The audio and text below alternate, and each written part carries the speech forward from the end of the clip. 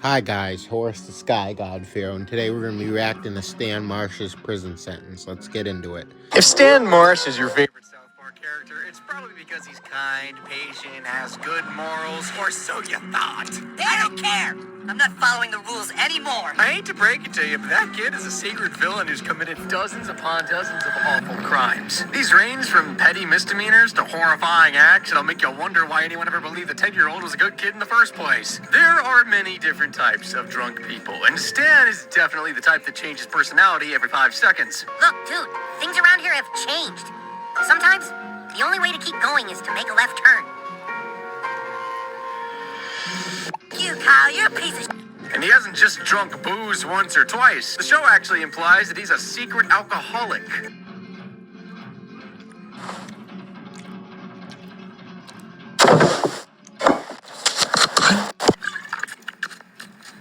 At 10 years old, Stan's way too young to be having a midlife crisis and way too young to be drinking full stop. If convicted of underage drinking, you can wind up in jail for 60 days. That's 30 for those 2 clips I showed you. And drinking isn't the only underage activity he's participated in. There are many times in South Park where we see the characters hilariously take a message the wrong way. And the episode Bud Out might be the funniest example of that. An anti-smoking band named Bud Out are performing at South Park Elementary. Yeah, give that cigarette butt a throw.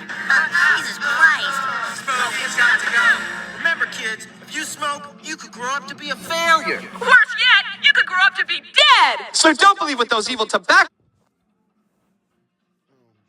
Really? All I had to do was have explosives planted in the base.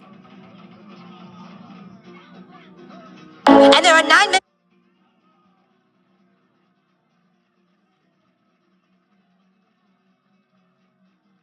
Way too young to be drinking. Full stop. If convicted of underage drinking, you can wind up in jail for 60 days. That's 30 for those 2 clips I showed you. And drinking isn't the only underage activity he's participated in. There are many times in South Park where we see the characters hilariously take a message the wrong way. The episode Bud Out might be the funniest example of that. An anti-smoking band named Bud Out are performing at South Park Elementary. Yeah, give that cigarette butt a throw. Jesus Christ. Smoking's got to go. Remember, kids, if you smoke, you could grow up to be a failure. Worse yet, you could grow up to be dead! So don't believe what those evil tobacco companies tell you. Yeah, because if you don't smoke, you can grow up to be just like... Secret school hacks nobody knows about. It's called Nerd AI. You can literally ask it to do any assignment. So Like us! That was so lame it physically hurt. Not wanting to become like the members of Bud Out, the boys decide to take up smoking. Here, give me another one, give me another one. Oh, dude, this is really hard. It turns out smoking in full view of the parking lot isn't a very bright idea because Mr. Mackey catches them. The boys discard their cigarettes, but don't check that they're properly put out beforehand. Okay, because smoking can lead to all kinds of health problems like cancer. Okay, let me tell you something about cancer. Okay, cancer's bad. Okay, and what?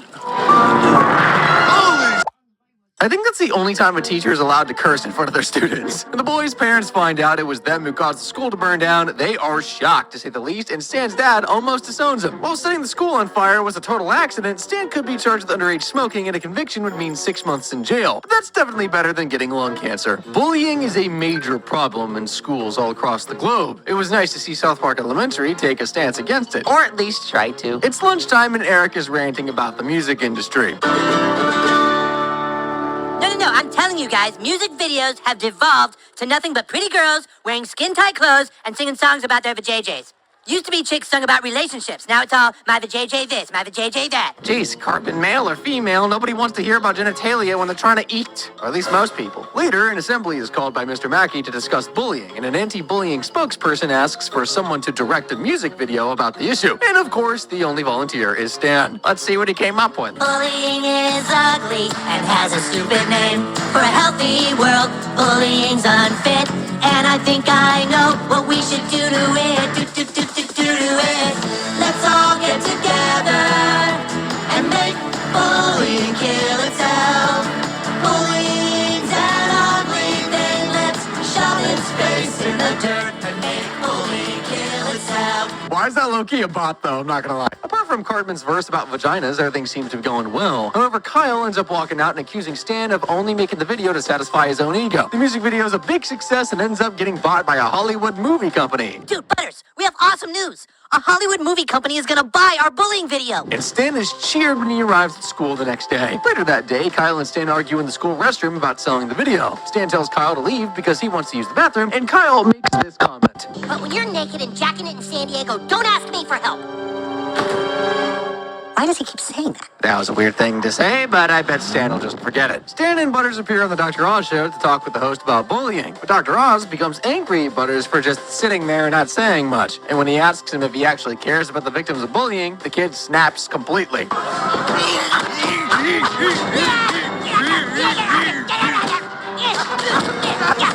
Butters' behavior tarnishes the video's reputation, and Stan is met with boos when he returns to school. When he eventually finds out that Dr. Oz is suing him and the school, he thinks back on that comment Kyle made. I don't need no shirt, no, gonna take them pants right to jacket. On such a bright day, who needs underwear? Get jacket, been around God's country, and there's one thing. Yep. Stan traveled all the way to San Diego just to jack it in the street. I'm not exactly sure why he took Kyle's comment literally, but I do know he's guilty of indecent exposure. And a conviction would lead to 364 days in the slammer. A bit of an embarrassing thing to be in for, really. Making music on the surface is one of the most harmless things that you can do. So why did Stan and his band literally get stopped by the government? The boys kicked Cartman out of their band Moop for wanting to play Christian rock. Just get the hell out of here, Cartman. You're not serious and you're a detriment to the band. Oh, yeah? I will bet you $10 that if I start a Christian rock band, I can get a platinum album before you guys do. In retaliation, Cartman forms his own Christian rock band, but he doesn't do this because he loves Jesus. To find inspiration for their record, Stan, Kenny, and Kyle illegally download music from the internet. The crime is apparently so heinous that the FBI gets involved. The boys are arrested and an agent shows them the heart-wrenching damage illegal downloading causes. Here's Britney Spears' private jet. Notice anything? Britney used to have a Gulfstream 4. Now she's had to sell it and get a Gulfstream 3 because people like you chose to download her music for free. Moop vows to go on strike until all fans stop illegally downloading music and harming musicians. Meanwhile, Cartman's band with Butters and Tolkien tops the Christian rock charts with a hit record they made by slightly tweaking an existing song. The band goes on to sell 1 million records, and Moop decides to stop striking. That's right. We've already sold 13 copies. You want to pay me that $10 bet now, Kyle? The success has made Cartman super rich, but he ends up blowing all the money. His band attends an awards ceremony for Christian rock music, and he's presented with a myrrh album instead of a platinum one. Cartman is not happy that he lost the bet. But you spread the word of the Lord. You brought faith in Jesus. Oh, Jesus! Eric, I'm pretty sure you shouldn't say the F word about Jesus. Yeah, you're gonna hurt the band. Who cares, Token? I can never beat Kyle now. I'll say it again. Jesus! He obviously drives the Christian crowd away for taking the Lord's name in vain. The boys then abandon him on stage. Butters leaves too, but not before farting in Cartman's face and giving him the finger. Stan's music career was a disappointment, but getting prosecuted for piracy will be even more disheartening. Piracy is a word for illegal downloading, and if found guilty, Stan would be sentenced to a whole year in prison. He could also be fined $100,000. But do you think that there's a singer good enough to make those consequences worthwhile? Probably not. Weight loss is a massive business industry. There are so many hacks you can lie about to make money, but Stan had to choose the least believable one out there. After watching a Subway spokesperson claim to have lost weight by eating their sandwiches, the boys want to meet him. However, when they do, they're shocked to discover he actually lost weight through dieting and exercise. Yeah, South Park Elementary is really failing these kids. The boys plan to make money by getting Butters to lose 50 pounds and then claim his weight loss was down to the strict diet of City Walk, a Chinese restaurant the boys have made a deal with. Butters probably already weighs less than 50 pounds, so the boys need to fatten him up. I can't eat no more. You have to. Here, have some more mayonnaise. Chef, we need more food. I'm running out, children. Wait, Cartman's already a fat ass. Why can't he do it? Oh, that's right. He's just big boned. Butters ends up becoming fat, but he doesn't end up losing the weight when he exercises. Thinking on their feet, the boys come up with another way to get the fat off him. Everything's getting dark. We gotta hurry this up. Oh, yeah, keep doing that. That's working good. He's losing weight. It's out of control. Oh, everything's getting sparkly. Oh, no, dude, Butters' parents are home. Oh, crap. The others run away, and Butters' parents walk in on what should be a very shocking scene. This is unbelievable. How many times have we told you never to have self-performed liposuction surgery in our house? 4 times, Mom. Well, I guess that wasn't enough. You get up to your room right now, mister. Yes, sir. Talk about strict. Like your son's laying there in agony. Aren't you going to help? The boys later sneak Butters out of the house and take him to City Walk, but the owner doesn't want anything to do with him anymore. Stan's business idea was not only a complete flop, it was also illegal. He's not a doctor, nor does he have a medical license. Therefore, the liposuction he performed on Butters was a crime and could earn him 18 months in jail. If you have ever been abused by an internet troll, you're not alone. Just ask the residents of South Park. A parent-teacher meeting is being held to discuss the influx of online internet trolls, specifically one named Skank Hunt 42. He loves to target women and girls, and Heidi Turner has been the most recent victim. The cyberbullying is so bad it makes her delete Twitter and throw her phone off a bridge. The deletion of her account causes police to swoop in on South Park Elementary. Mr. Mackey tries to console children over the loss of Heidi on social media. To accept the fact that Heidi won't be on social media anymore. I know we're all gonna miss her, okay? We're gonna miss seeing what she's up to. Miss seeing those silly pictures she'd post of her and her friends. Stan and the boys want to put an end to Skank Hunt 42, but how can they stop the troll without knowing their identity? Well, they know one person hateful enough to be the vile user. Cartman is the cause of all our problems. Always. We all know what has to be done. Knowing they can never stop Cartman by reasoning with him, the boys decide to just destroy the electronic device he owns. They invite Cartman to Stan's uncle's cabin, and he agrees. When they arrive at the cabin, Cartman begins to take... Has anyone else stopped watching YouTube because of all the ads? Believe it or not, I was in the exact same position as you. YouTube and Twitch used to be my happy place. ...at his computer, and this is when the boys make their move. Let's just get it over with. No, please, if I can't get on that, I won't have it. I can't do this. No, God, no, no, no, no, oh my God, oh my God, oh my God, oh my God. There's no way he didn't bring all that stuff to not show it off. I say this is karma. Cartman passes out and the boys bury his smashed up devices to the ground. Back at school, the boys see the girls angrily slam their lockers and realize Cartman was not, in fact, the troll. They all feel super guilty for destroying his stuff, even Kyle. While Stan feels remorse for what he did, that doesn't mean he won't be punished by the law. Smashing up Cartman's stuff, regardless of whether he was the troll or not, is property damage. I doubt Eric's stuff was worth more than $5,000 in value. That means Stan will only be sentenced to 1.5 years in jail. He'll also be fined $100,000. That's enough to buy Cartman like 100 new laptops. Oh, and you're probably all wondering who Skank Hunt 42 was. Well, it was Kyle's dad, Gerald Broflovsky. Hey, I'd like to volunteer to kick you in the... It's my daughter at the triathlon today. Go, little girl. The mustache! What the hell is wrong with your ovaries? This would be a perfect depiction of a troll if only he was in his mother's basement. 9/11 was the most catastrophic terrorist attack ever, and only a deeply offensive show like South Park could turn something so tragic into a joke. Mr. Mackey interrupts Mr. Garrison's class for this disgusting reason. Boys, we have a very serious problem. I just come from the men's restroom, and somebody went number 2 in the urinal. The police arrive to investigate the incident, but can't find the person or people responsible, so they appoint 2 guys called the Hardley Boys who will try and solve the mystery by following clues with their... Oh, yeah, no, I've got a total clue. I've still got a raging clue. My clue's pointing over there now. Oh, let's follow that clue. After school, Cartman reads about 9/11 conspiracy theories and presents his own theory during show and tell the very next day. So now, the inevitable question. If terrorists didn't cause 9/11, who did? Remember that there are, in fact, 2 towers. 2 minus 1 is 1. 1, 1, 11. 2 minus 1 is 1. 1, 1. And there are 9 members on Silverstein's board of directors. That's 9, 1, 1. 9/11. And take 2 minus 1 plus 9/11, and you get 12. Which leads us all to the mastermind of the 9/11 attacks. Kyle.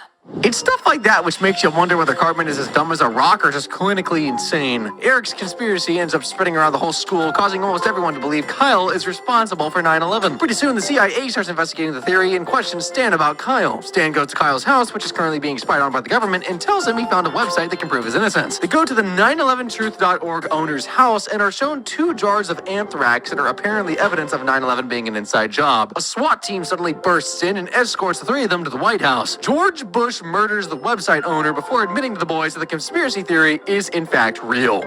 Wait, he was right. You did cause 9/11. Yes, quite simple to pull off, really. All I had to do was have explosives planted in the base of the towers. Then on 9/11, we pretended like 4 planes were being hijacked when really we just rerouted them to Pennsylvania, then flew 2 military jets in the World Trade Center filled with more explosives and shot down all the witnesses in Flight 93 with an F-15 after blowing up the Pentagon with a cruise missile. It was only the world's most intricate and flawlessly executed plan ever, ever. Wouldn't it be so funny if he admitted that Cartman's theory was true, though? The president then orders Stan and Kyle's deaths, but the crossbow misses them, setting off the fire alarm and allowing the pair to escape. The kids flee to Chicago and are taken in by the father of the Hardley boys, who reveals that the government are the ones creating 9/11 conspiracy theories so they can make people fear them. And that wasn't even the biggest plot twist in the episode. This is. And the government was more than willing to take the blame, so long as it made them look responsible for 9/11. Oh man, now everyone's gonna know. Why did the stupid Harley boys have to be so good at solving mysteries? So wait. Stan took the dump in the urinal and he contacted the conspiracy website, but the conspiracy site was run by the government? Yeah. So then who was responsible for 9/11?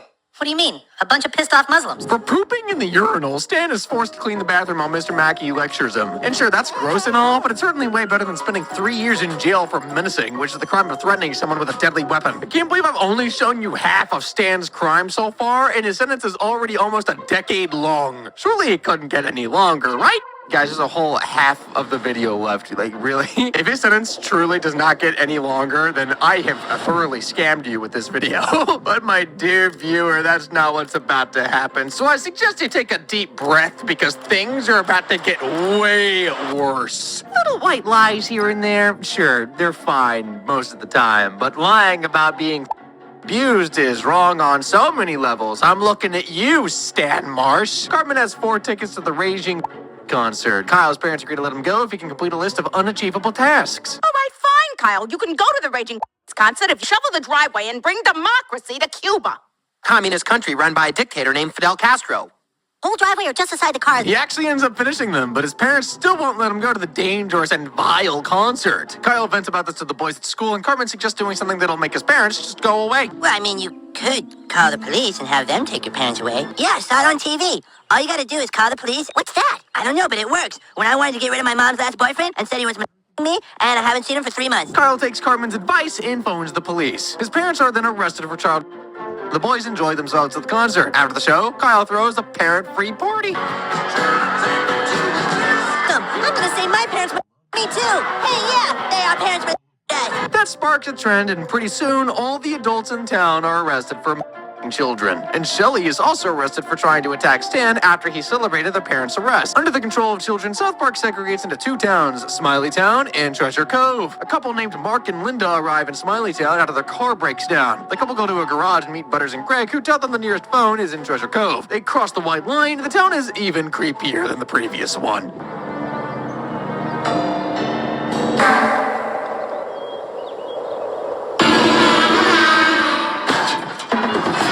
Mark and Linda end up getting ambushed by the kids and return to Smiley Town. Greg and the other boys then take them to meet with the mayor of the town, and I wonder who that could be.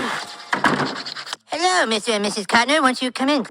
Mr. and Mrs. Cotner, as the mayor of Smiley Town. You're the mayor? What the hell is going on here? Where are all your parents? Ah, you mean the birth givers. This is even more hilarious when you consider the fact that it's literally only been 10 days since the adults were all put in jail. Cartman tells the couple that he'll get them a phone if they steal a book from Treasure Cove. If you help us, we'll get you what you need.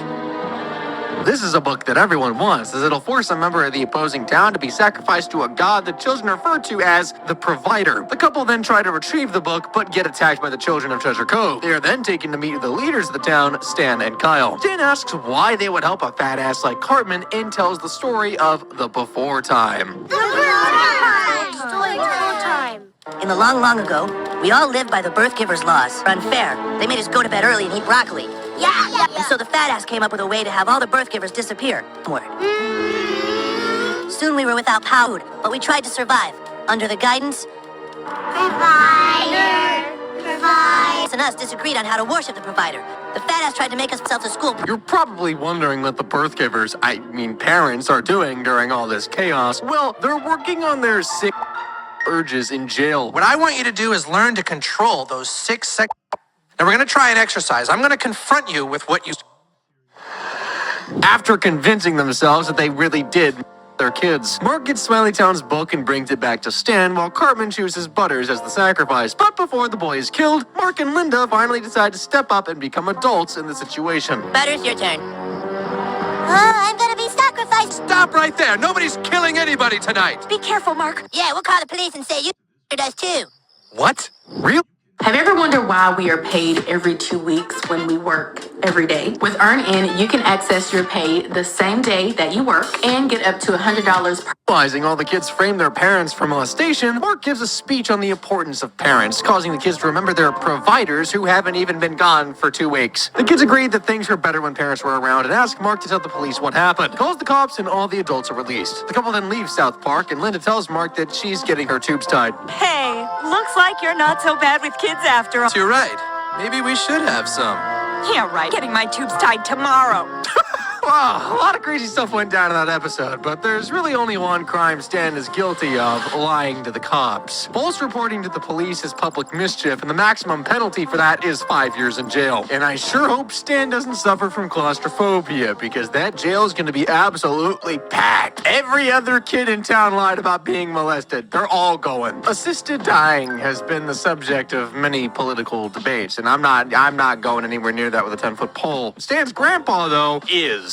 He is all for it. The Marshes are celebrating Grandpa Marvin's 102nd birthday, but the birthday boy is not having a nice time. Hey! How's it feel to be 102, Paps? Shoot me! Make a wish, Grandpa. I wish I were dead. That's our silly grandpa. I'm not being silly. Kill me. I'd do it myself, but I'm too damn old. I love how they ignored literally everything he just said. After the party, Stan is watching Terrence and Philip, but the show is interrupted by his grandpa trying to shoot himself. Knowing he's too old and frail to kill himself, he tries to bribe Stan into shooting him for $1. How would you like to make $1, Billy? And when he refuses, Grandpa claims he did the same for his grandfather when he was a kid. Grandpa Marvin tries to off himself again, this time by making Stan help him unknowingly. Grandpa, okay, just get out of the way of the TV. Hey, Philip, it looks like those beans might make me fart. Well, don't fart on me, Terrence. Dude, he's gonna fart on his head again. Hey, you're gonna miss it, Kenny. What the hell are you doing? We're not watching Terrence and Philip, I swear. I mean, Cartman was watching it. No, I mean, what the hell are you doing to Grandpa? Tug a little harder, Billy. You little jerk! You were trying to kill Grandpa! I'm killing Mom! Damn it, I was so close! It's probably like the only acceptable situation where you can tattle on a sibling. Grandpa later traps Stan in his room to show him how unbearable life is when you're old, and he does this by playing terrible music that old folks listen to. Now you're about to see what it's like to be as old as me. Are you ready, Billy? I guess. Feeling sorry for his grandpa, Stan agrees to help him commit unalive. Why don't we just shoot him? You dumbass, Cartman. It has to look natural, or else we'll all get busted. Yeah, stupid. That's good, Billy. A little higher now. Yes, because thousands of people die each year from falling cows. Death shows up and interrupts them, but ends up taking Kenny instead of the 102-year-old. Still determined to die, though, Grandpa Marvin books a trip to Africa so he can be eaten by a lion. I'm planning a trip to Africa. Did you know over 400 people are eaten naturally by lions in Africa every year? And the episode ends with everyone laughing at his plan. However, Stan won't be laughing for very long. Assisted dying is actually legal in Colorado, but only a licensed physician can end someone's life. Last time I checked, Stan is not a doctor. That means he'd be charged with attempted assisted suicide. The punishment would be the same as attempted manslaughter, so 7 years. And knowing Grandpa Marvin's luck, it wouldn't surprise me if he's still alive by the time his grandson gets out of prison. Donating an organ usually takes some level of selflessness, so if you think Cartman would never do that, you're correct. Kyle is dying from kidney failure and needs an organ transplant. All right, Stanley, I'm going to be very honest with you. Your little friend Kyle needs a kidney transplant, or it is very possible that he will die. Stan offers his kidney, but it's not a suitable match. Unfortunately for Kyle, the only compatible match is his biggest hater. There's only one person in South Park with the same blood type as Kyle. Who? Oh, Well, of course he has the negative blood type. Shocked by Cartman's refusal to help dying Kyle, Stan, why don't you just ask the question? All right, will you donate one of your kidneys to Kyle? Stan and the other boys decide to take the organ from him by force. They sneak into Eric's house during the night and get ready to make a very bloody mess. However, Cartman is one step ahead of them. Okay, let's see. Looks like if we cut here and here... I hope it's not too bloody. I'm wearing my favorite pants. Thingy, right, well, here goes nothing. Help me pull his pajamas up. No way! Kidney Blocker 2000? What? Oh, Stan and Butters. Trying to take my kidney, are you? You suck, Cartman. Maybe so, but at least I was smart enough to wear Kidney Blocker 2000. One morning, Cartman is horrified to wake up with a thick red liquid on his bed sheets and no Kidney Blocker 2000 in sight. He demands the return of his kidney, but Stan begs him to reconsider for Kyle's sake. Cartman goes to the hospital and orders the doctors to put the kidney back in his body. The doctor agrees, but Cartman must first sign a release form beforehand. Kyle and Cartman recover on the same ward, and Stan reveals how Kyle was able to find a donor. It was all a trick. Your mama did the kidney blocker, and then we put ketchup in your bed so you'd think we took your kidney. Yes, but it was all just a trick to get you to come in and sign this release. Isn't that funny, sweetie? I'm so pissed off! Organ theft isn't funny, Leanne. It's a serious crime warranting serious jail time. While Cartman signed a release form, that was only because Stan tricked him into doing so. He never gave any real consent to donating his kidney, therefore Stan is guilty of organ theft and will be jailed for the next 15 years. But really, it was for a good purpose. But it was definitely worth it to save his buddy's life, apparently. Have you ever left something super important behind? Stan did that once, and there were really bad consequences. Boys are going from shop to shop trying to find Kyle's dad in... I need to get it for my dad. Very funny, boys. Go on, beat it. Why is that funny? As they're walking down the street, Kenny randomly bursts into flames. Oh, where are you gonna go, Kenny? You gonna see your little girlfriend again? Dude, you spend way too much time with that girl. If you...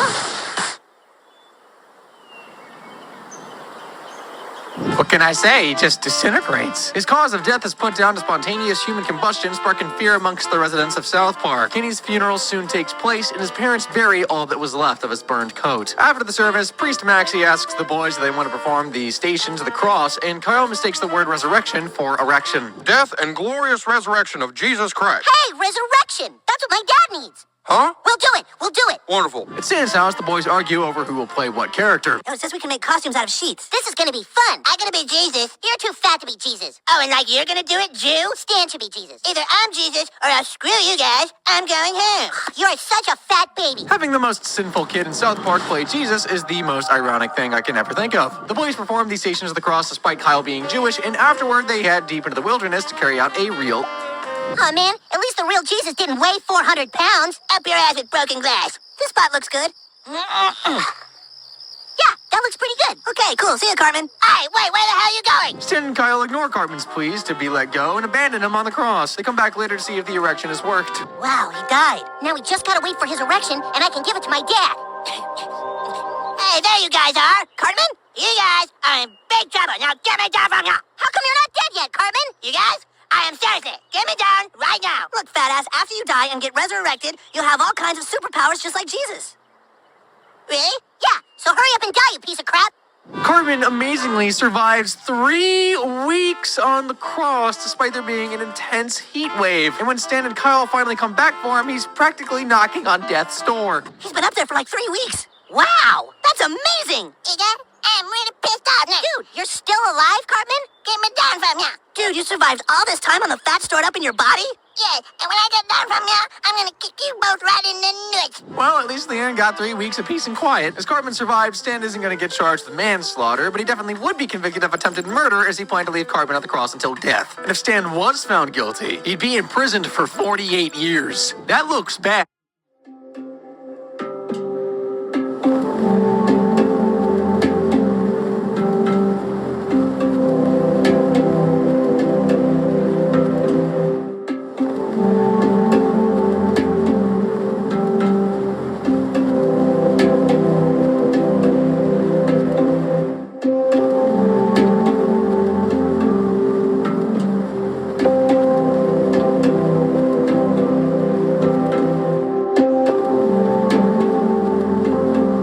But it's all sunshine and rainbows when you compare it to the fact that Cartman once went on a killing spree eradicating Jews, hippies, Justin Bieber, and the people of San Francisco. Only the baddest kids try to trick the Tooth Fairy, and only the baddest of the bad commit felonies while doing so. The Tooth Fairy gave Cartman $2, and he shows this off to his friends at the bus stop. He suggests they all combine their teeth together to make even more money from the fairy, but Stan and Kyle have already lost all their baby teeth. And trying to take out Kenny's teeth does not really go to plan. Timmy, go!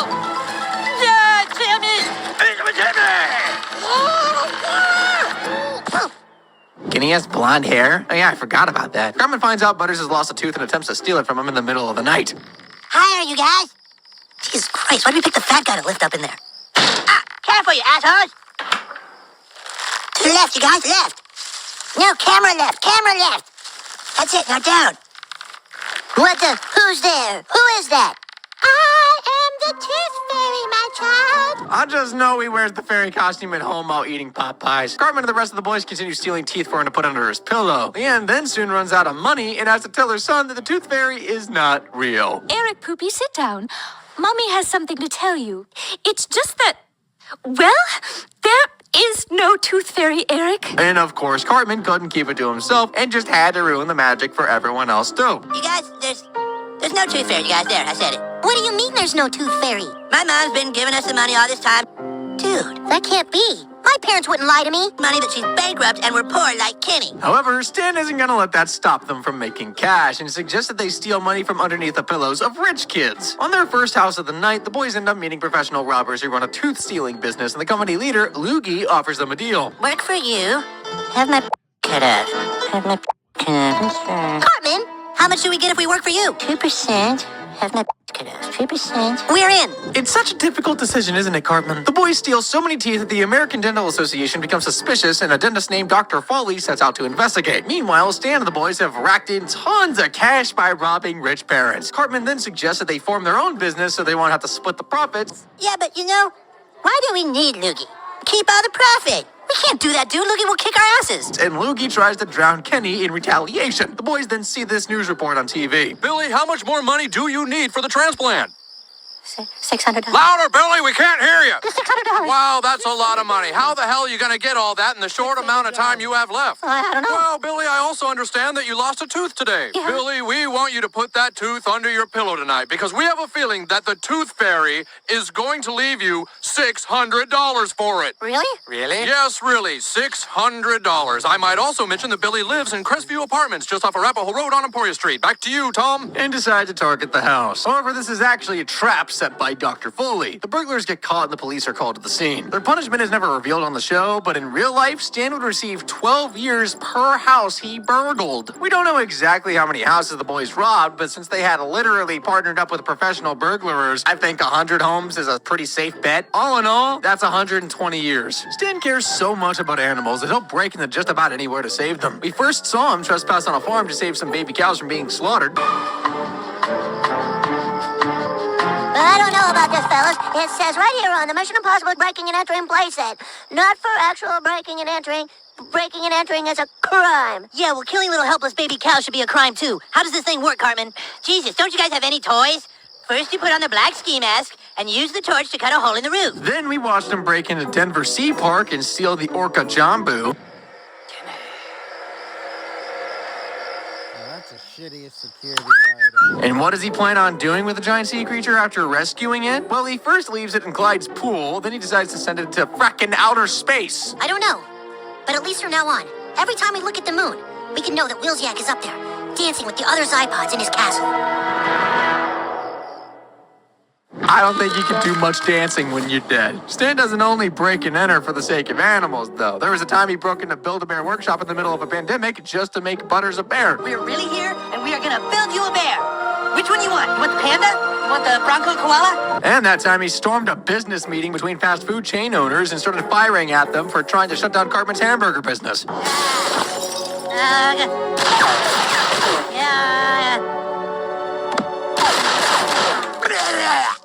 Stan committed 4 counts of breaking and entering in those clips that'll earn him 12 years in the clink, and I'm not done yet. Another 6 years will be added for animal cruelty since Jambu ended up asphyxiating in space. Next, we got theft for stealing the farmer's livestock. That's another 6 years. Lastly, we have the restaurant shooting. Nobody was killed, but Stan would definitely be charged with attempted murder of these 7 restaurant owners. That's an additional 336 years for Marsh the Menace. Stan is clearly a passionate animal lover, and the crimes I just showed you make that obvious. But stealing an orca and a bunch of baby cows is only the tip of the Marsh's animal activism iceberg. Beneath its surface lies a very fiery and bloody crime. Stan is celebrating his birthday at the Denver Aquarium, which is ironic considering what he previously did to Jambu. He's admiring the dolphins when an angry mob of Japanese people suddenly storm the enclosure. Oh no, it's the Japanese!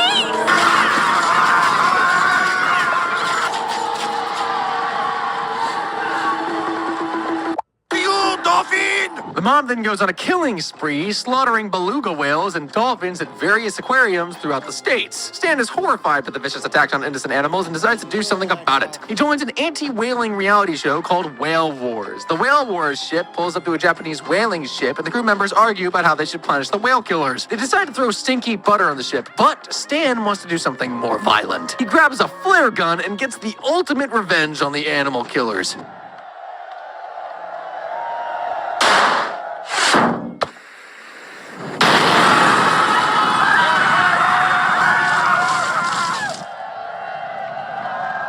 Oh my God!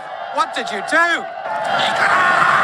Stan gets thrown in jail by the Japanese for what he did, but what if he was extradited back to South Park? Well, he'd certainly be charged with murder, that's one thing. There appear to be about 200 people on the whaling ship, but some escaped on a lifeboat. Therefore, let's estimate around 150 people burned to death or drowned due to the result of Stan's actions. The minimum life sentence for murder in Colorado is 40 years, so that means Stan will be in prison for the next 6,000 years! At least he can say he stood by his beliefs no matter what. You probably think that sinking and drowning are the only things to worry about while on a boat, but there's something way more dangerous to worry about, at least if you're Stan Marsh. Eric and Stan are at Jefferson's Lake near the town of Beaverton, and Cartman convinces Stan to take some guy's boat for a spin, but he's a terrible driver and completely loses control of said boat. Dad! Beaver dam! Very large beaver dams, Dad! And that's why, ladies and gentlemen, you never listen to Eric Cartman. The crash resulted in a huge flood that destroys the small town of Beaverton. And that evening, Stan watches a wild news report about the disaster. We do not have any reports of fatalities yet, but we believe that the death toll may be in the hundreds of millions. Beaverton has only a population of about 8,000, Tom, so this would be quite devastating. Any word on how the survivors in the town are doing, Mitch? We're not sure what exactly is going on inside the town of Beaverton, Tom, but we're reporting that there's looting and, yes, even acts of cannibalism. He is overwhelmed with guilt the next day at school, but sympathetic Cartman tells him it's Beaverton's own fault for being built under a beaver dam. Global warming is soon announced as the cause of the flood, sparking mass panic across the country. Everybody in South Park evacuates to the community center. Meanwhile, the people of Beaverton are left to fend for themselves. Stan convinces Kyle about breaking the dam and decides to rescue the stranded people of Beaverton instead of just owning up to everyone about what he did. He gets in a boat and history, unfortunately, ends up repeating itself. Oh,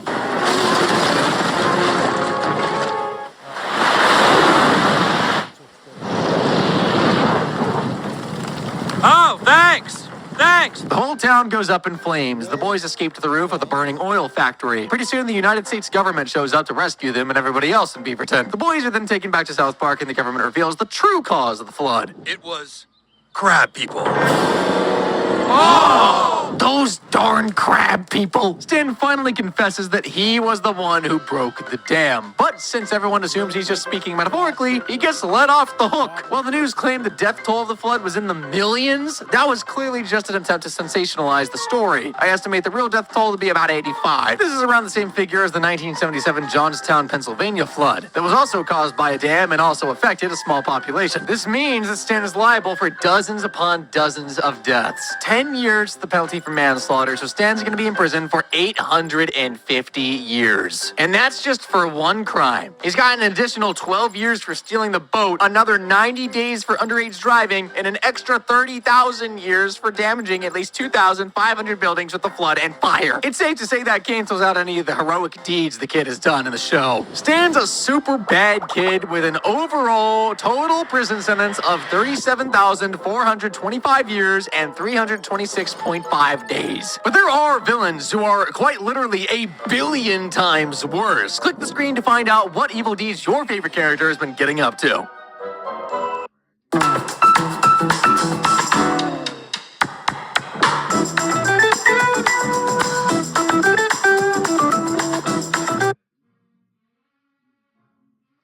That's it for this one. Don't forget to like, share, and subscribe, guys. And that's a long prison sentence.